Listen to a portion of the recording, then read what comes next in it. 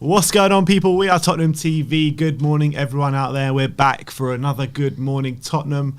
What we're going to be doing today, we're going to be reviewing the game last night and then previewing the game on Sunday against Aston Villa as well. And then we'll take some callers. We need to put the link in the community section if we can. Last night, she said, we're going to beat Mura now. And I don't know how.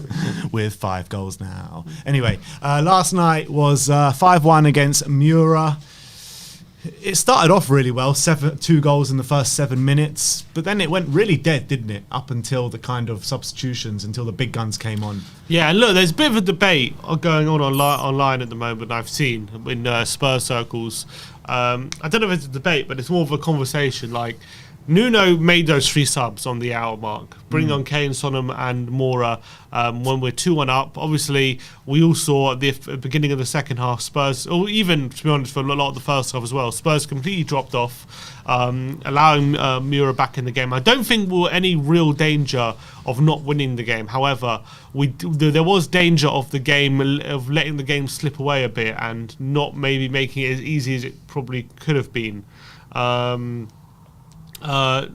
Sorry, not making it as easy as it could have been in terms of when we're 2-0 up after 7 minutes. You got to look to just completely kill the game, like make it 2, 3, 4, 5 in the first half when it's that easy. But I feel like, so we're 2-0 up going to the second half. You're expecting maybe after a slow like half an hour or 40 minutes or so, you're maybe expecting like Nuno to get into the team and get a bit of reaction and maybe go again in the first half and come out like we did in the second half, and come out like we did in the first half. We didn't do that, but was it right for Nuno to bring on those subs? Was that, obviously we won 5-1, but what it's going to do to the players' confidence who he brought off, for example, Scarlett and Hill, was that the right decision? Even though we all know Son, Kane and Lucas were always going to win us the game. That was obvious. Well, everyone knows that they're obviously too good for the Slovenian division, right? But what kind of message did it send out that he had to use those subs at that time? I think, look, you say we were in no danger of losing or whatever, or letting the game slip, but I think those first 10 minutes of the second half, Mura really started to strut their stuff, and I thought they came out with on the second half with a bit of a point to prove. Yeah, maybe would never have lost the game, but they were well in the game after that first goal they scored. Look, they were in the game, but let's not like pretend like they really look like scoring. Well, fine, they didn't look like scoring, but they were growing in the game, and you know, if they were growing, who knows what could have happened after that 10-minute spell. You know, they could have got another lucky goal and they're back in the game 2-2. Yeah, I know. So I think that it's ridiculous that it had to come to that. It's ridiculous that it had to come to that's the what I'm saying, yeah. Players on the pitch. But I don't think that's anything down to Nuno. That's down to the players on the pitch. And I think that maybe it is down to Nuno. People are saying, what does it say about Nuno, the fact he had to use those players yesterday? The thing is, look at last season with Jose Mourinho. He had to do the same things in the Europa League group stages as well. Yes and no. I remember Antwerp he did, but other games we could get through without them. It wasn't every game. True. There were certain games. I mean, didn't Kane have to play against Ludogorets and stuff like that? Can't remember. You know what? I can't remember every Europa League game. I just remember like even Wolfsberger, like Kane and Son didn't play. Both of them didn't play and stuff like that. So, but it says a lot. It does. It says a lot about our squad. Dane Scarlett, I really felt for him last night because I felt like he kind of went missing in the game yesterday. You got to say that, but. He was getting obviously no service whatsoever. Pretty much, he was going vanishing in that game. But I felt like if he would have brought on players like a Son and a Mura just to support him a bit more, or even a Kane and a Mura, or a Kane and two of the three, or maybe just one of them, he would have seen chances. Yeah, he would have seen chances. So I would have liked to seen him stay on for 90 minutes yesterday. Yeah, I would have. However, I just think that it was proof to me yesterday, as much as. I think this guy is definitely one to look out for, and I think he's got a lot of potential. I just think he's not physically ready, and I think if you're not able to have a bit of like even obviously at that age it's difficult against any opposition, but if you're not able to impact the game against that kind of opposition, I'm sorry, we can't trust him for Premier League games. I don't think we can. I think he would look better with better players around him. Anyone will look better with players around him, but even say I don't know, Vinicius or something yesterday, even with those players around him, he still gets a couple of chances, I reckon. You know what I mean? I think he does. Because I think physically he would be able to muster his way in and create a couple of chances for himself. Scarlett, if he wasn't kind of getting, I thought not just his off the ball movement. I felt like quality-wise a bit yesterday. You know, when he did get the opportunity to get on the ball, be involved in the build-up play, his quality and physicality was a bit lacking. And there was one great moment where he did a really good dummy, which nutmegged the Slovenian player, but he just didn't have the pace to get on the other end of it. And I just feel like physically at his age, at 17, it's understandable, but I feel like he's nowhere near ready yet to be competing at this level. Physically, technically we don't know yet, but physically I don't think he's up to it just yet. The thing is, it makes him look a lot worse with the players he's got around him and the teams he's been playing in. He played in the Passos game and he played last night, and both of them we played a kind of B team pretty much. And it makes him look a lot worse. I would like to see him in a team that's filled with talent. You know, Son on the left, Mura on the right. You know, something like that. Maybe an Ndombele in behind him, something like that. So if he would get proper service, that's what I would like to see. And a player like him, of his age, coming into a team like that, you can't just be left up front alone with nothing around you. You've got to be. I don't think that was the case yesterday. I think it was because after 7 minutes we did nothing. Yeah, I know, but I don't think it was the case that there was no one around him. I think we were camped in their half for a lot of the half. We didn't do much with it, yet true, but I don't think it was the case of him being of no one being around him. I just think he got bullied out of the game. People need to deliver for him. I think he got bullied out of the game. I think he was too easily marked, to be honest. I feel like it's different to not different, but I just feel like yesterday was a bit of proof that physically I don't think he's ready yet. I think you can clearly see that, but all I'm saying is if he had better players like Son and Kane and Mura around him, or 2 out of 3, 1 out of the 3, you would have seen him get chances, and you know he probably would have scored a goal. And you know we're probably not having this conversation today if he gets that. Maybe, but I think when you got to look, he's got Gil and Lo Celso with him, with Dele behind him, and obviously they're not Son and Lucas, but there's still players who in this level, you know, can create chances. Yeah, but you've got to look at how the players played in the game. Gil, I don't think really impacted the game that well yesterday. He was running around putting great energy in the game, but still he didn't really impact that game. Lo Celso only really started performing when he went centrally, when Dane Scarlett went off. And who was the other player you mentioned? Dele Alli, he was hardly in the game as well. So it's difficult, man. You have to have the players around you kind of feeding you. Otherwise, you're not going to get anything. You're just going to be feeding off scraps. And that's exactly what he was doing. Yeah, I just don't think we should be relying on him right now. At that's definitely 17 years of age. I think it's not right, actually. I feel like we're putting him in these situations because we've got no one else. And then we're making 17. Well, I don't think. Look, I personally, I just don't think he's physically ready. And then we're making judgments on him when he shouldn't be. I just don't think he's ready for the first team yet, just physically. I think that's a harsh reality at the moment. And look, 99.999 of Premier League players are not ready at 17. So it's no criticism of Scarlett to say he's not ready yet to play the Premier League. I just think that's reality, and I think we're kind of forcing him into this situation when he's not ready for it, and it's not right. And I think then you'll get people. We've got people saying, "Oh, he never make it, and he's going to be rubbish because he can't play at 17," and that's not right for him to be receiving that kind of criticism at this age when most players are not ready at this age, and we shouldn't be putting. I don't know. I feel like. I'm not saying we shouldn't be putting him in the limelight, but I feel like maybe even these kind of games is too much for him at the moment to make an impact. Yeah, it is when he's playing alongside the players he's playing against. But if he was to play against better quality players, he would look better. You think if we played him in the Premier League with Son and Lucas, he could get chances? Not in the Premier League, but in a game last night. Yeah, last night, yeah. But that's what I'm saying. I don't mind. Look, as I said before, Conference League, I'm really not bothered about. But like Premier League, I just don't think we can rely on him to come off the bench. I don't know.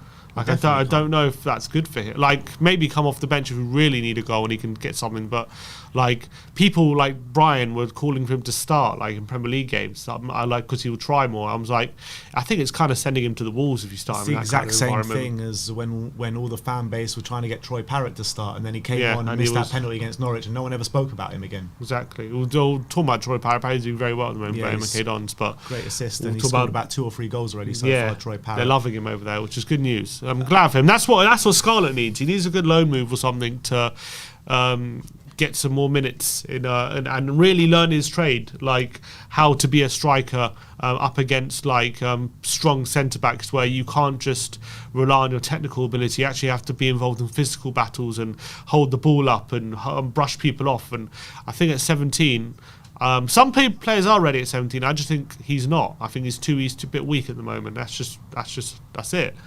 Most players physically aren't ready till they're 20, 21. Kane wasn't physically ready till he was 21.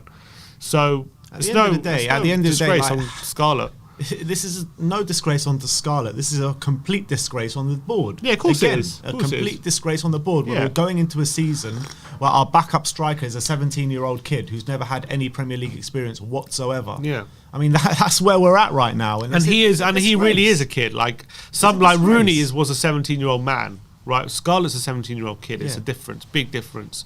And but anyway, that's enough about Scarlett because we can go on all day. Let's talk about Lo Celso because, people are talking about him looking a lot better centrally yesterday than on the right. He hasn't really had too many opportunities. I can't remember too many under Nuno where he's played in the centre rather than on the right. And obviously, he did get the goal early doors, which was a nice bit of play and a good finish.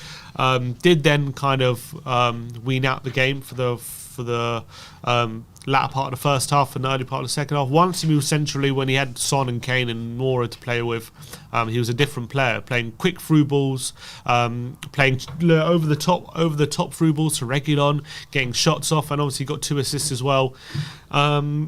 He was my man of the match last night. Yeah. I thought he was brilliant, especially when he moved centrally. But when he was out on the right, he vanished in that game after that goal, pretty much. I mean, what did he do up until he scored, up until all the subs were made? Yeah, nothing. Next to nothing, right? Like the whole team. So I don't want to see him in that position anymore. I really just don't think it suits him. I don't think he's had one good game on the right. That's what I'm saying. Every time he plays in that position, he goes missing. Every single time.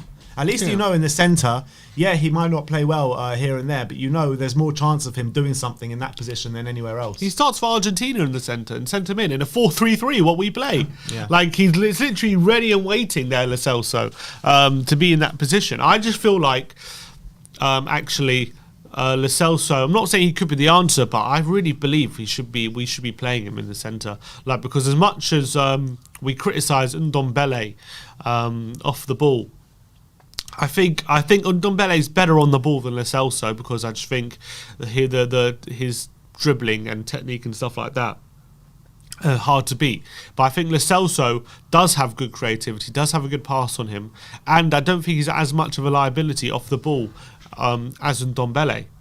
And he actually works a bit harder. So I want to see actually, you know what? I think Mourinho had it right. What he used to do. What he used to do was play one of them for an hour, then he used to play them both in the centre, play Lo Celso for an hour or Ndombele, and then sub them off. And the last half an hour, the other one would come on. And when we were doing that, I think it worked for a time. And I actually want us to do that again. I don't want to see Lo Celso on the right anymore. I know you try and ways to fit them both in the team, but I think it's difficult to play them both. I think they both play in the same position. But again, goes back to the board. We've only got one right winger in the squad. Yeah, and that's Lucas. Yeah, we've got one right winger in the squad. How ridiculous is that? Yeah, we've got one right winger. We've got one striker. I mean, how many? We've got 3 left wingers. You know what I mean? Bergwijn, Son, and Gil. How many kind of examples of this do people need to see before wanting this board out? I mean, it's ridiculous. The squad is just so threadbare. That is why Lo Celso keeps having to play on the right, because we just don't have options. Yeah, and he doesn't look as comfortable there. I want him in the centre. I just want him rotating with Ndombele in that position. That's what I want to see, and I think that will be getting the best. And unfortunately, if you do that, it sidelines Dele. But I think, unfortunately, that's just reality, because I think with Dele, I don't think he provides on the ball in the centre of the park what them two can provide consistently. And off the ball as well, I think the other two, even Ndombele, well, not Ndombele, but I think even off the ball, it doesn't make up, what Dele doesn't make up for what he doesn't do on the ball in the centre of the park. Dele is so frustrating. So I want my patience is running so thin with him now. I actually think really I want Lo Celso to start on Sunday, actually, more think about it. Over in Ndombele? Yeah, I want him to start in the centre. him, Højbjerg, and Skip. I want to see that three. I want to see how they would do. That'd be interesting because I still actually think they would be solid, and Lo Celso maybe could provide that link because he's quite good. He's quite a good ball carrier as well, Lo Celso. Another player who I want to see start on Sunday is Christian Romero, because I thought he looked head and shoulders above anyone we've got at centre back. I don't care what people are saying about he made a mistake at Wolves or whatever. He still looks head and shoulders above anyone we have at centre back. Even last night, you know, the way he was stepping out, the way he was getting in front of attackers, the way he's just such a calm presence on the ball. And he clips those passes over. You know how it's so effortlessly. We need him every single game. We need him to start now every single game. He's not worried to do a little clip into midfield or anything like that and get it precisely right. You know, you have Sanchez and Dyer who were, you know, those clips he was doing over to Reguilón, Sanchez wouldn't even be able to pull off even if he had all the time in the world. And yet Romero's being closed down and he can pull them off. Like, I know it's against Mura, but Sanchez wouldn't even do that against Mura. That's the reality. Romero has that ability, he has that calmness. And not only that, the amount of times you see him, which I love it when he does it, when he anticipates a pass and steps in front of the forward and gets there, cuts out the pass. Like Dyer and Sanchez. Dyer does it sometimes, but nowhere near as many times as Romero. Sanchez never does it. Sanchez usually waits for the player to get it and then likes to make a tackle once the player's on the ball. Romero likes to cut off the supply. That's what I really like about Romero. He's aggressive. And as I said, because of the way he plays, it's going to take some adjusting to suit, you know, first of all, a back four, new system and everything. But the way he can anticipate play and get in front of forwards and make a tackle before it gets to them. And he's so strong as well, so he's not very easily muscled off the ball. Like, for example, Lukaku had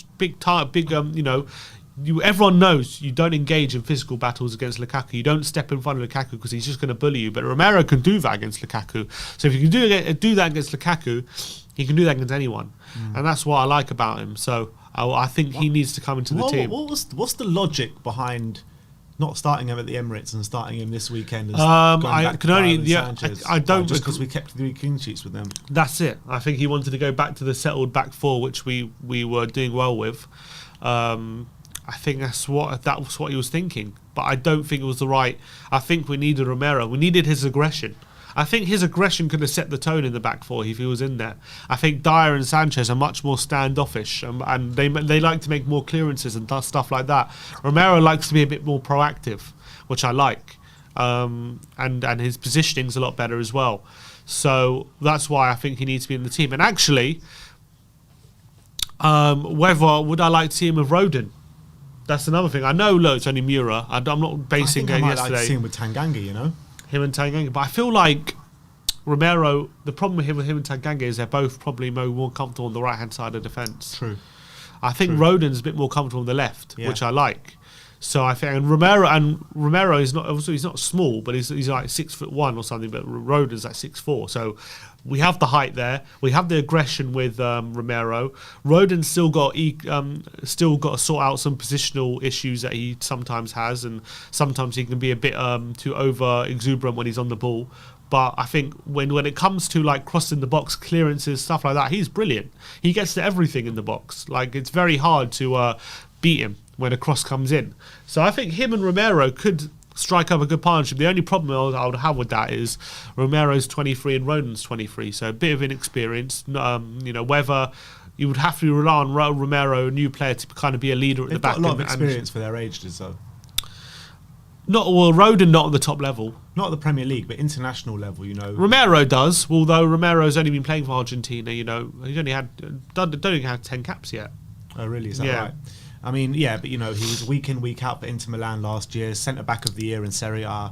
Joe Rodon as well has been starting for Wales for the last couple of years now. Yeah, true. And, you know, he's come up against big opposition. I remember him looking really good in the Euros in the summer, especially against like some of the big teams as well. So I think for both of them at such a young age, they've got actually quite a lot of experience for their ages.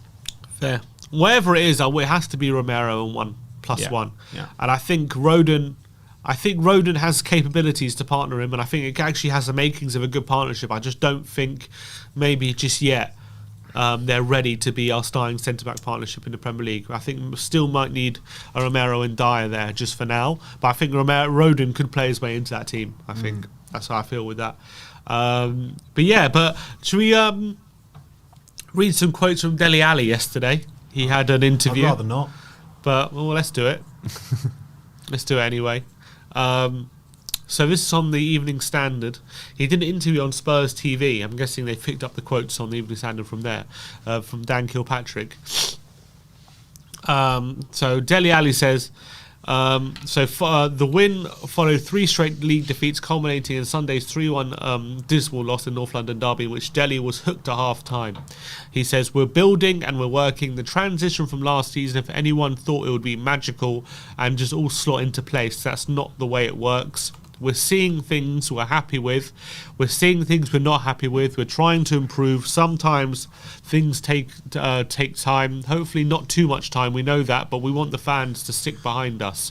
I'm sure you can imagine how we felt against Arsenal.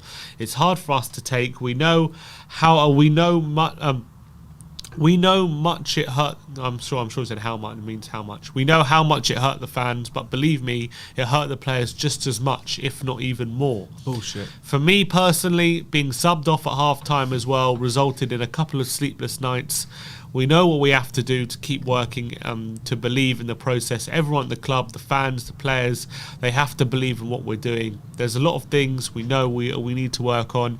I go back to saying this. It's not going to be a click the fingers and we're back to where we want to be. It's a process, and we believe in it as players and coaching staff and a club. We believe in it. We're happy with last night, but we move on. It's the same public bullshit from Dele Alli every time.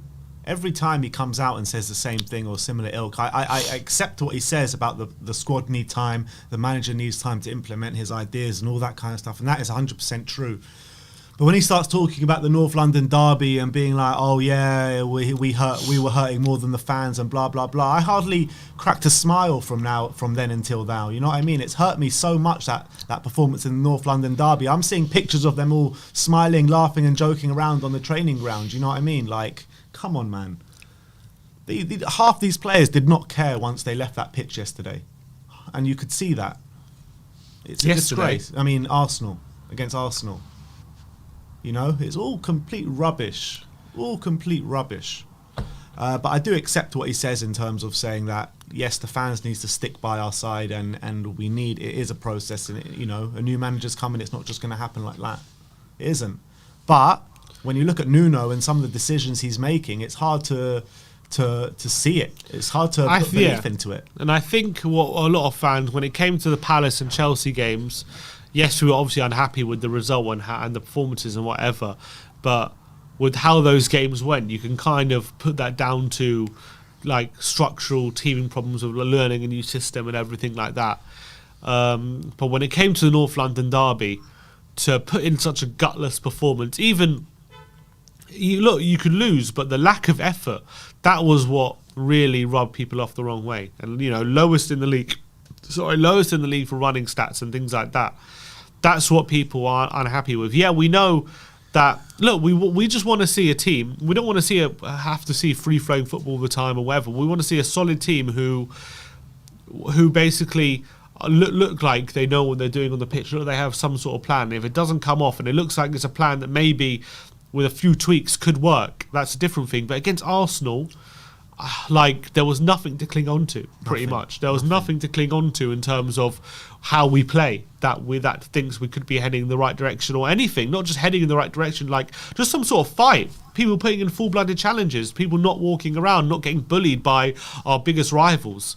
Like, you know, if we lost by the odd goal or something, that's different. But to be 3-0 down at half-time, completely out the game, and to not be up 20 minutes. To not be up for the fight, that was the most frustrating thing for everyone. So I think when it comes to North London derby, it's not about this is a process.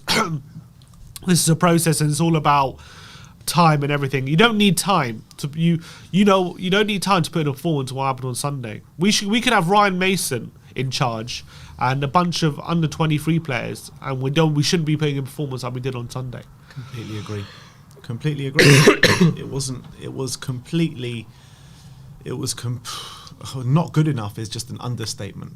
There's of no that excuses. performance for There's Arsenal. no excuses about systems and needing time to learn the system and all that for what happened on Sunday.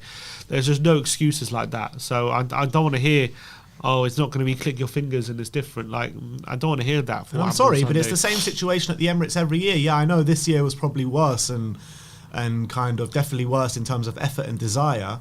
But it's the same. It's the same situation at the Emirates every single year. It's a no-show every single year, and I don't get it. I just don't get what it is about. You're never up for it. Why are they never up for this game? Why? It makes no sense whatsoever. And every single time they come out and be like, "Yeah, we feel for the fans. We're hurting as well." It's all a bunch of bollocks. It's all complete garbage. I don't believe. Yeah, when he says it hurt the players a lot, and even potentially more than the fans, I'm like, no, it didn't. Sleepless Definitely nights. did not. You're having sleepless nights, Deli. So get off bloody Fortnite and get some proper sleep then. You know what I mean? Like, come on. It just winds me up. It just winds me up, all this. But anyway, let's get into... Well, look, he is trying to put out a positive message. I understand that. He's always trying to put out a positive message. At the end of every game, he comes out and being like, yeah, I know I not didn't good play enough for well me. today. Yeah. He always says that, doesn't he? You know, Yeah, how many didn't play times well. are you going to hear this from Dele Alli? Oh, you know, I didn't play well today, but, you know, it's a learning curve and I'm going to be better next game. How many times have you heard that from him? A lot of times. You know what I mean? Like... Anyway, let's go on to a match preview for the Aston Villa game this weekend on Sunday, 2:00 kickoff at the Tottenham Hotspur Stadium. This is going to be a very, very tough game. Aston Villa seeming like they're just about turning a corner. Last two games they've beaten Everton 3-0 and they went to Old Trafford and won 1-0 and put in a good account for themselves as well at Old Trafford, didn't they? They did. They were brilliant throughout most of the game, to be honest. And Man United struggled to deal with them. And it wasn't even... you know, they had a few players out. You know, they had that Bailey who scored, who came on and did brilliantly against Everton last week. He was injured. They had a couple other injuries as well, but they managed to manage the situation. They made up for it with hard work, grit and determination. And as much as, you know, they had maybe a bit of lack of quality against Man United, they outworked them. That's what they did. They outworked Man United and they made it very difficult for Man United to create good quality opportunities. They a number of times they're able to nick the ball off the Man United centre mids and defenders. Even De Gea was giving the ball away to their strikers, and that was causing problems and opportunities and potential goals. They didn't get the goal till right at the end, but they definitely deserved the victory, and obviously got a bit of luck with Bruno missing a penalty right at the end as well.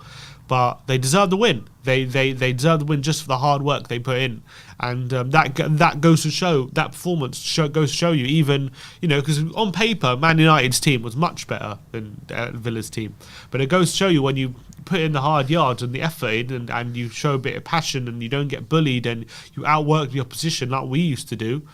It can breed really good results, and when you outwork the opposition with quality, that's when you get serious results like title challenges. But when you're at our level, you know, you just need to have that kind of work ethic just to kind of be within the top five at the moment. Exactly. And that's what we're doing. If you don't have that work ethic, you got nothing pretty much. If you don't have the quality in the squad, and that's the facts of the matter. And you know, if we go out this weekend and lose to Aston Villa, what a change of events from last international break to this international break. We won all our games before the first international break. Now we're going to lose all our games in the build up to the second one.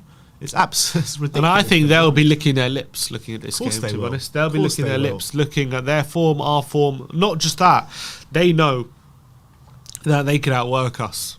They know they can, because they've shown it already with the last week's win at Man United. So this is we said this last week against Arsenal, and we'll say it again. If Tottenham turn up with the right attitude, if we play a system which allows us to, if we do work hard and we do put in the hard yards, we have superior quality to Villa on the pitch. I really believe that. I think our players generally... Obviously, they have players like Ings and Watkins who are very good, and Mings is a good centre-back, Martinez is a good goalkeeper. They McGinn's a tough opponent in central midfield. They have quality of their own, but I genuinely believe on the pitch, our quality is probably better than them. But I think it's all about the team work ethic. It's all about the cohesion within them and everyone fighting for each other. They have that at the moment, and currently Spurs just don't. Yeah. And that's a very big difference as to why I'm obviously worried going into the game. But hopefully Nuno can get these players motivated and get them and maybe obviously come up with a better system than he did against Arsenal to combat what Villa are going to offer. It'll be interesting because Villa play a back three, or they played a back three last game. So how we combat that is going to be difficult because they're obviously, if we play the 4-3-3 system, I have a feeling, you know, out on the wings, if they're going to play two up front, that could be hard to deal again. What are they playing? Were they playing 5 at the back? 3-5-2. 3-5-2. It's going to be difficult to combat that because, you know, you're thinking, can we dominate in the centre midfield? No, because they've got 3 in there. 3 hard-working players as well. Who is it? John McGinn, who's bloody hard-working. They got McGinn, Douglas Luiz, and they had Ramsey there last week. Whether they make a sub there, I'm not sure, but that's the 3 they had. They had Matt Cash and Matt Target on the fullbacks, wing-backs, who we know they both like to get forward quite well. They're not like the most amazing fullbacks, but they're quite decent. Do you not think if we have Skip, Højbjerg and Lo Celso in the middle there, we can combat them in midfield? Because, you know, the energy of Højbjerg and Skip, you know, should be able to see us through. McGinn's very energetic. Yeah. Louise is quite good as well. Yeah. So I'm not saying we can't. I'm just saying we're not going to outnumber them. We're not going to outnumber them in the centre.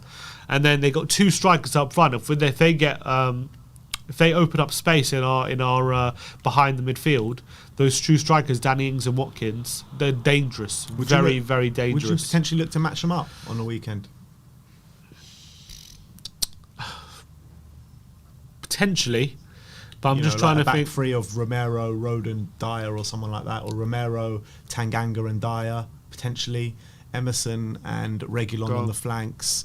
In the middle, we can play a midfield 3 of Skip, Højbjerg, and Lo Celso with Son and Kane up front. Look, I would be tempted to do that. The only thing I would say is, you know, it's a system that we haven't played so much, so we're not going to be that used to it. Which, you know, we haven't played too much 3 at the back under Nuno, so it's going to be difficult. Like the 4-3-3 system's doing us any favours anyway. No, but it's about if they're doing it in training and stuff like that. Yeah, for sure.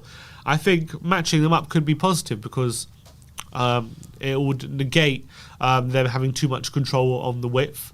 I think I think when it comes to our 2 strikers against their 2 strikers, we'll probably have the superior 2. As much as Ings and Watkins are 2 brilliant strikers, Kane and Son are probably a different level. So if we're both team, if it's going to come a battle between who has the better strikers, then we'll win that. So if we can turn it into that, that'll be good. But it'll be, I don't know. It's just whether we go to that system and then all of a sudden we look out of sorts and we don't know how to play it. That's what I'd be worried about with it. Yeah, but you know, surely Nuno has got his game plan ready for this game and he's working on it on the training pitch anyway. So if it is that system, then I'm sure he's working it on the training pitch right now. But how do we stop Danny Ings? Because, you know, he always seems to get a goal against us. Always. For Southampton, literally every single time we played them, he would score a goal. How do we stop this guy? Just you have to get close to him. I think the perfect person to stop him is Romero, because Romero won't step off him. He won't let him shoot. He's gonna be aggressive against him. I feel like we're never aggressive against Danny Ings. We let him get the run on us. We let him get the ball to feet and get shots off and stuff like that. We need Romero to anticipate passes into Ings and be strong with him. And as much as Ollie Watkins is a great striker, he's more of a penalty box striker than someone like Danny Ings. Like, he's much more like getting on the end of crosses, hold up play, stuff like that, whereas Danny Ings is much more likes the ball to feet, likes to bend shots into the far corner, likes to create angles for shots and stuff like that. So I actually think if you had Romero on Ings and then one of Rodon or Sanchez or something on the Watkins, that could be the recipe of how to combat that front 2, because I think Romero stepping in and being aggressive against Ings, he'll be difficult to deal with. He'll be like a rash that Ings can't shake off, and any crosses into Watkins that come in, then you got Rodon or Sanchez just gobbling them up and clearing it and doing that other side of the defending that Romero's maybe not as strong at. So that's what I'll do with Danny Ings. Just literally get Romero on him all the time. The only problem is if Romero's on the right and Ings is on the left, then it gets a bit complicated. But it's something you have to manage. And, you know, we're forgetting as well, like in the midweek in the League Cup as well, they went to Chelsea and got a draw, albeit they lost on penalties, but still impressive. Yeah. Very impressive. You know what I mean? Villa are a team at the moment who they've clearly settled into the season now. They had a poor start. I still don't think they're as good as when they had, like, not as good, but I still think they're missing Grealish big time. I like Buendia though. I like Buendia, but I still think they are missing Grealish quite badly. Like, I don't feel like they're as creative as they were with Grealish in the team, so they're missing that. But they're making up for it with hard work. They're making up with a mentality within the team that everyone's fighting for each other, and it means that even when they're not playing well, they're still in the game. They're still compact. They're still hard to play against. So even if they're not being creative, and even if the passes aren't coming off for them, it's still not going to be easy to play against them. They're not going to let their heads drop. They're always going to be in the game, and it's going to be very, very difficult for Spurs on Sunday to really take the game to Villa. It's going to be very difficult. But look, we have the quality to do it. It's all about having the right attitude and mentality going into this game. That's what it always boils down with us. Maybe not in the kind of fringe games, but with the fringe players and stuff, because I'm not sure if the quality is actually there. But with our first starting 11, there's a lot of quality in that team, and we just need to go into games with right attitude, right mentality, and it's got to be helped with Nuno's tactics as well. Yeah, we can't be playing Dele and Ndombele up front, like, you know what I mean? Exactly. We can't be going out to a game with no midfield, pretty much. It's ridiculous. Yeah. It's ridiculous. We got a super chat here from Fred Red 50. Says Villa found their rhythm using the 3-5-2 without using their biggest signings, Buendia and Bailey, and without Watkins having scored yet. Up the mighty Villa. So he's a Villa player. He's a Villa fan. Yeah. Yeah, that's what I'm saying.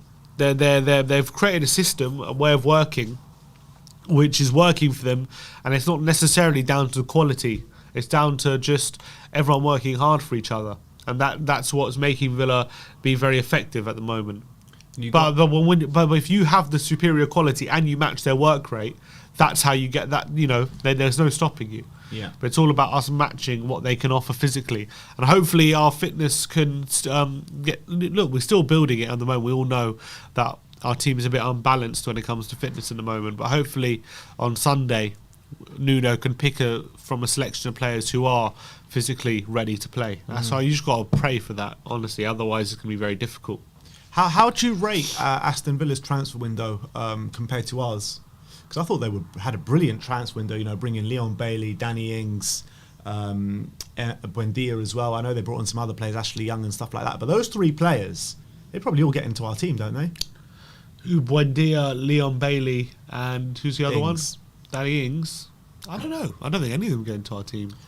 You don't think Buendia gets into our team? Buendia potentially, maybe ahead. Look, you could say he's better than Lo Celso and Ndombele. Potentially, we don't know. Look, he did well last time he was in the Premier League, but he didn't set the world alight. And he did extremely well. Add that creativity that we desperately need, Buendia. Look, it's whether you think he's better than he takes Ndombele or Lo Celso's position. It's whether you think he's better than them. Maybe not like starting 11 every single week in, week out, but they would see a lot of minutes. He would. Look, he's definitely good enough for our squad. 100%. Buendia, Leon Bailey likes to play on the left hand side, so I Yeah. don't know if he does ahead of Son. Maybe he would get in on the right.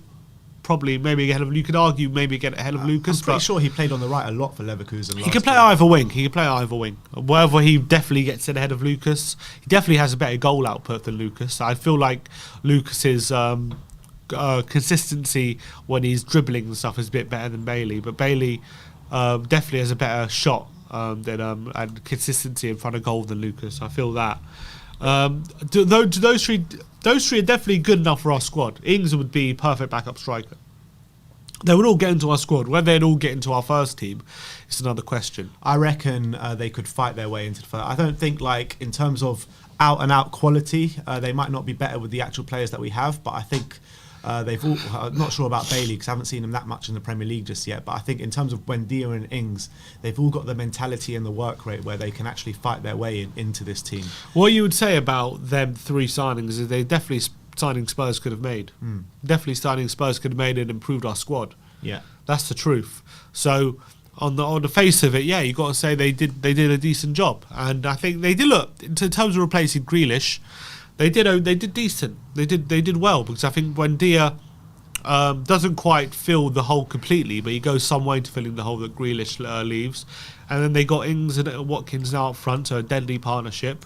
And Leon Bailey maybe provides on the wing a bit of X factor, which they didn't have before. Because before they were relying on El Ghazi and relying on Trezeguet, and it's not quite up to scratch. But now, they have Bailey there. He adds a bit of quality there. So I think they did well. Does it mean that they're going to be finishing above us? I guess time will tell whether that those three signings will take them to a level which is above Tottenham. I would like to think not, but the way we're going at the moment, it's hard to make an argument for that. But I don't know. We'll have to wait and see. It's early days still, isn't it? Still very early days. It's very early days. Tottenham obviously look all at sea, but look, things change very, very, very quickly in football. Yeah, that's the truth. And things could change very quickly. One win or two wins in a row for Tottenham, things start to look very different. Football's so reactionary. You're always only ever 2 games away from crisis and 2 games away from 1 game away from great crisis. Form, you know what I mean? Like I don't think anyone fine. That Crystal Palace defeat was bad, but after that game, everyone may have thought, oh, it's just a blip, maybe the injuries. But then everything's just compounded on it, and now we're in full-blown crisis mode, aren't we? Yeah, that's happened. Look, that's how it is nowadays. When you're, that's the expectation that's been brought onto us because of how consistent we are under Pochettino. Now 3 defeats and it's a crisis. Didn't always used to be that way, but now it is. Because but ultimately, we haven't had 3 bad defeats like this in a row since the early 2000s. That's also true. That is also true. To be fair, that's a good point. So it's hard to say. It's hard to say whether Nuno's. I still think Nuno is working out who he can trust, who he can't trust, what players are good at what and stuff like that. But his tactics aren't helping things. That's the thing. No, but he's still finding the best way to play with the team. I don't know what he was thinking on Sunday. But maybe I could just assume. I don't know what he was thinking against Crystal Palace either. I can just assume on Sunday he was thinking if we go really direct and gung ho, we can outscore Arsenal. That's the only thing I can think he was thinking. It's like, yeah, fine, go gung ho, but be a bit more clever about it. You know what I mean? Don't just have one tactic. Get the ball to the defence, push up Ndombele and Dele Alli, and just hope for the best. Basically, hope for a couple of knockdowns. Hope to bully their defenders. And then when you see it's not working, carry on trying to doing the same thing. Yeah. It's ridiculous, to be honest. It really is. But I've had enough talking about that game. Every single conversation that we have always leads back to that still game. Until we've played again, it still hurts, doesn't it? Yeah. Well, it's still going to hurt after that Aston Villa game. It's going to take a long time to get over that, for me, anyway. Yeah, what are you looking at there? I'm looking at a table. It says currently no forward has fewer pressures than Ronaldo this season. I'm trying to look for Harry Kane. Oh, but I guess maybe they haven't included Kane. I don't know why. But Ronaldo making the fewest pressures. Lucas Moura is currently 4th for pressures at the moment in the league per 90. But it's only 6 games, I guess. But Wilfried Zaha is top of the league. Means he's putting most pressures on. That sort of was interesting. I was looking at it. I was trying to see where Kane would be, but he's not on the list at all. So I don't know what that means. So go on. How do you think this game's going to play out this weekend? I think I'd like to see there be a reaction to Sunday, like a proper reaction. I know yesterday we won, but it doesn't make a difference. So I want to see a proper reaction. I want to see potentially Lo Celso start in the centre. I think what will happen is we're going to have a fast start to the game. We're going to come out of the traps and with confidence, maybe get an early goal. And then I think we're going to think okay, oh, look at us now, we're confident, we're playing well, and then we'll take our foot off the gas, and then Villa will start outworking us. And I reckon late in the game they'll get an equaliser, and they'll start outworking us in the second half. We're not going to be able to keep up with their work rate, and we'll end up drawing the game. That's my prediction. Yeah, I mean it's hard to disagree with that, to be honest. It's hard to disagree. Unless we get a couple of goals, and then maybe if we're 2-0 up, maybe we could just about stave off a comeback. The problem is with this squad, right? We go 1-0 down. I don't see any way back in the game for us. And we haven't come back yet, have we? We don't come back. We're like it seems as though we concede one goal, heads just completely drop all over the pitch. You know, Tuchel's only won one game from behind as Chelsea manager. Is that right? Yeah. How many games has he lost or drawn from behind? Really, you mean just lost? Yeah. Or you mean lost from behind? As in, how many times have they lost or drawn anyway? It hasn't been that many times, has it? Don't know. They've lost like how many times have they gone behind? Is what I'm saying.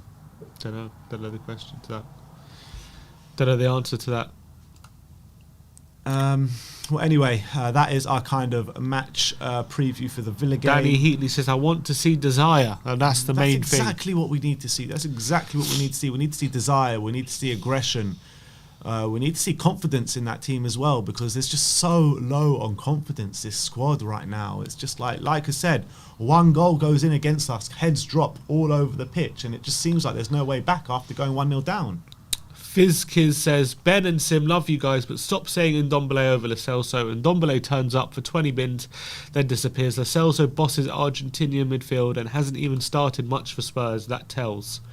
How many times has Lo Celso actually? Because remember when he had that great spell for Spurs that we all talk about, like that was when Kane and Son were injured, and then last season he was kind of he only really played in the centre when he was rotating with Ndombele, and he played. I thought in that spell he was all right, and then obviously he got injuries again. And then this season he's played predominantly on the right hand side. How many games has he actually had in the centre with like a good front three ahead of him? I can't it's not been that many. Not many at all. I'm trying to look. You could probably even get it up on all. transfer market because it has his performances by position. Probably only last season under Jose. That was probably it. Like I would like to see what his record is. What are get it up one sec.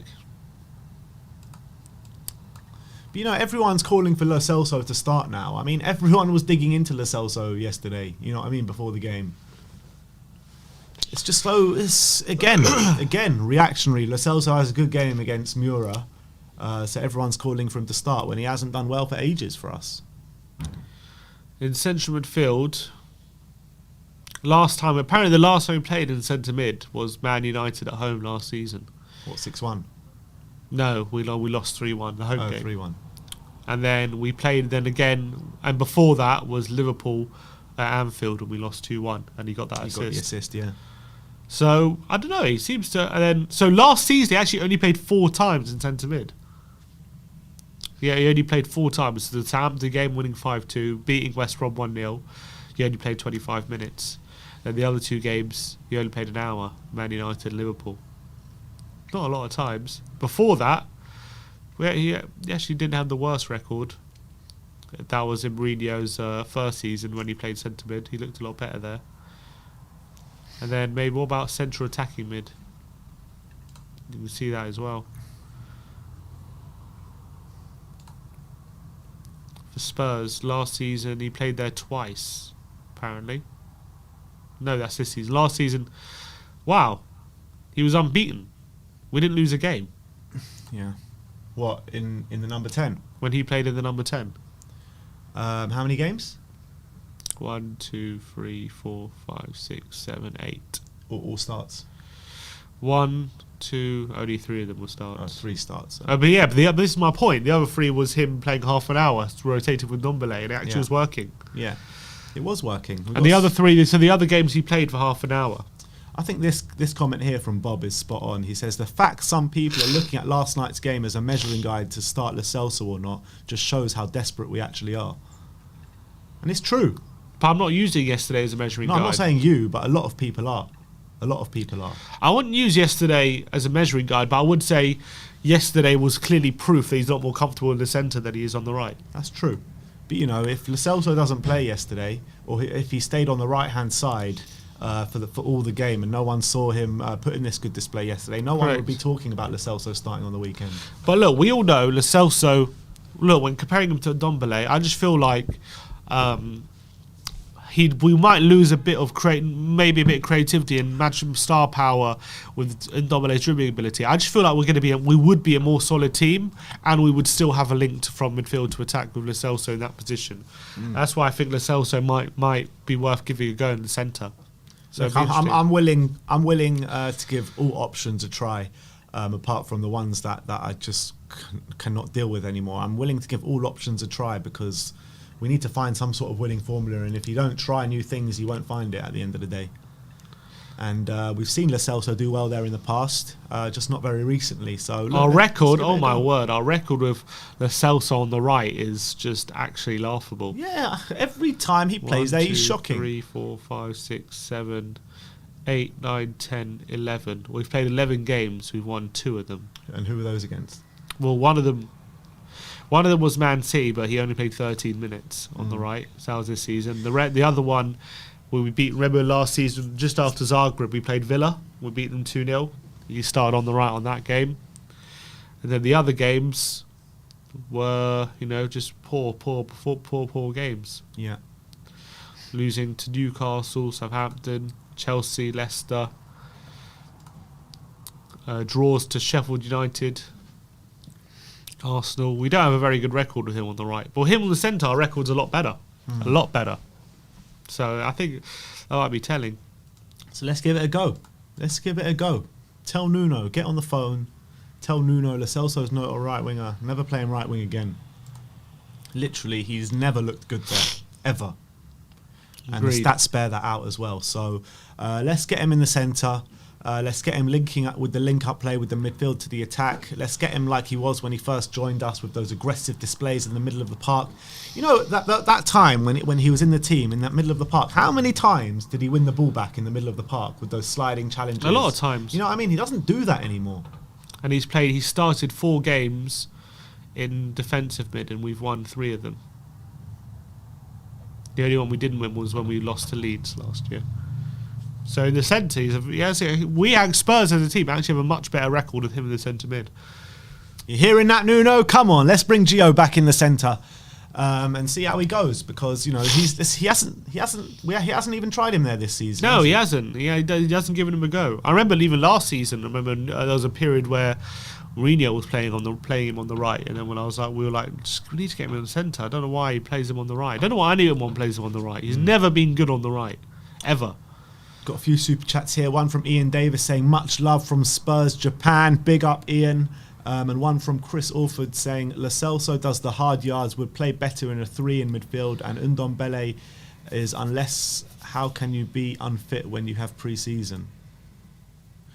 So look, I don't think anyone's doubting that Ndombele has more quality than Lo Celso, but Lo Celso might add more to the team in terms of his maybe aggression. I don't think he's as much of a liability off the ball. Yeah. I really don't. No, I agree with that 100%. 100%. He'll actually put in full-blooded challenges. And Ndombele can work hard, but as I said, there's a difference between working hard and having that proper grit in the centre. As I said, like with Dele, he works hard, but when he goes in for a challenge, it's not proper hard, like the centre mid knows they're in for a game.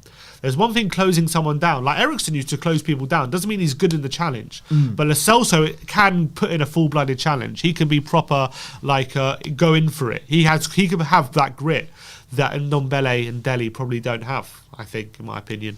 Yeah. Like Lo Celso go for sliding challenges. When do you ever see Dele go for sliding challenges? You know what I mean? He doesn't do it. Or Ndombele, they don't do it. Yeah. Dele done a few sliding blocks. That's about it. Yeah. But yeah, Ndombele in a challenge is just so weak. So weak. It's unbunbelievable. He's very easily bypassed. Is. So weak. I mean, how many goals, maybe not solely him has cost us, but how many goals could he actually stop this season alone? You know what I mean? It's ridiculous for someone of his stature and his build and his physique to be bypassed so easily. And that's the thing, we've always got this question, how do you fit Ndombele and Lo Celso into the team? I've got to the point where I just don't think it's possible. But when's the last time we've tried them both in the central midfield? Ndombele, Lo Celso and a skipper or Højbjerg? How many times have we seen that? Not many, but it's never worked whenever we've tried it. Yeah. Whenever we've tried it, it's never worked. In theory, it could work if Lo Celso could maybe make up for the work rate of a Højbjerg or a Skip, but I don't know. I feel like we just get way too easily overrun with that midfield 3. That's the problem. When Lo Celso is the third one alongside 2 other hard-working players, I think it has much better balance.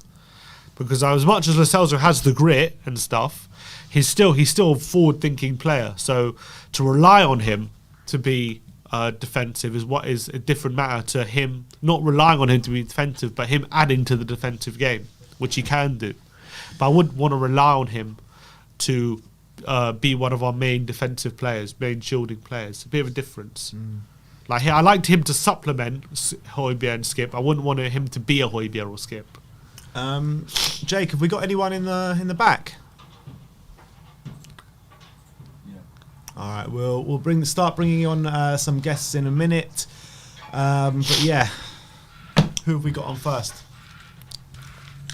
Let's see. Who is it? Josh RG. Josh RG up first. We'll bring you on in a second. Just give us a few minutes. But that is our review of the game last night and our preview of the game this weekend. I mean, it is hard to find some positivity, isn't it?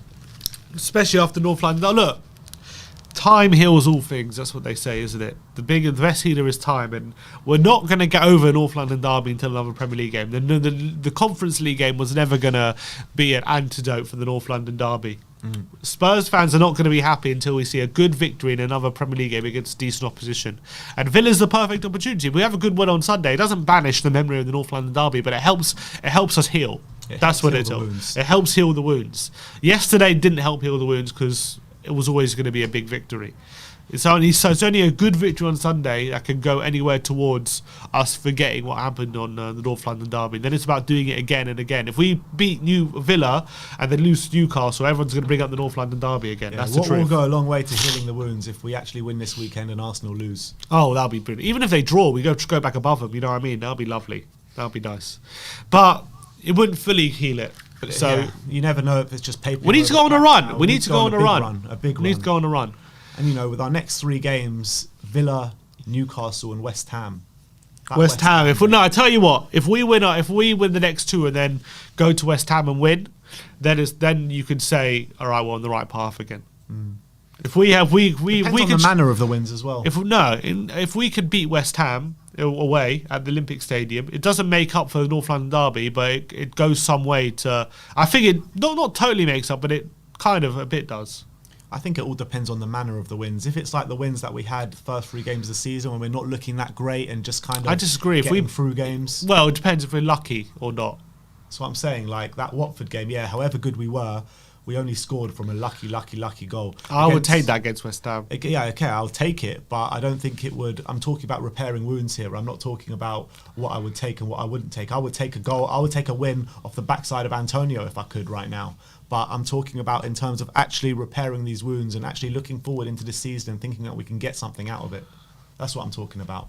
Well, I think it would. Okay, it depends. Because if we restrict West Ham to any chances and get a goal from somewhere, I think that'll be a good victory. I don't know. I agree with that, but you know, I'm talking about these 3 games as a whole, not just that game. I want to see us go beat Newcastle convincingly. I want to see us put in a good performance against Aston Villa. I want to see good mentality around the pitch. I want to see some good football. You know what I mean? I don't want to just see us passing it back to Eric Dyer and lumping it forward all game, trying to hope for some lucky flick-ons and whatever. Yeah, fair enough. But anyway, let's bring on Josh. Let's see what he has to say. Josh, you're on mute, I think. Mate. I'm on mute. No, you're good. You're good. Oh, okay, cool. How we doing, boys? All right? Yeah, all good. You know, a bit doom and gloom in here, but mate, that's how I feel this morning. I've woken up and realised I've got to go back to getting behind the boys this week. We're going to need something big. I think we're going to need a quite a hefty result. But as I said to you last night, it's not Aston Villa aren't a given. They are definitely one of these teams. I think Aston Villa are one of these teams that a lot of teams underrate. And then they go to Villa Park or they play them at their ground and then they just get Villa put up a fight. I mean, the last 2 Villa games, Everton 3-0, went to Old Trafford and won 1-0. I mean, tells you everything you need to know about how hard they're willing to work, doesn't it? It does. And then I mean, you got to look at their signings as well that they've made in the window. I mean, but they had a better window than us. Like, let's be perfectly honest. Like, they got Buendina from Norwich. They got Leon Bailey from Leverkusen. Like Why aren't we attracting Danny players Ings. of that kind? Yeah, and Danny, like I said to you yesterday, he said like Danny Ings is very Spursy in the sense of he always manages to score past us. Yeah, always. We've got to have the answer to that. But I mean, the way that we've been playing the past couple of weeks, it's not looking promising. I'm just hoping that the confidence from yesterday's victory, as mediocre as it was, I'm just hoping the confidence rubs off on the boys at the weekend and we can actually get the 3 points that we need. Yeah, you saw how Villa last week against Man United, even though, inferior players on the pitch, the way they outworked Man United, the way they got stuck into challenges and pressed them really hard up the pitch and created chances that way. It's going to be hard to combat that. It's going to be hard to combat that, but how do we go about stopping this Aston Villa side from outworking Spurs? Like, we just need to turn up. We just need to turn up. I think that's ultimately that's what needs to happen. Is we need to turn up on the day.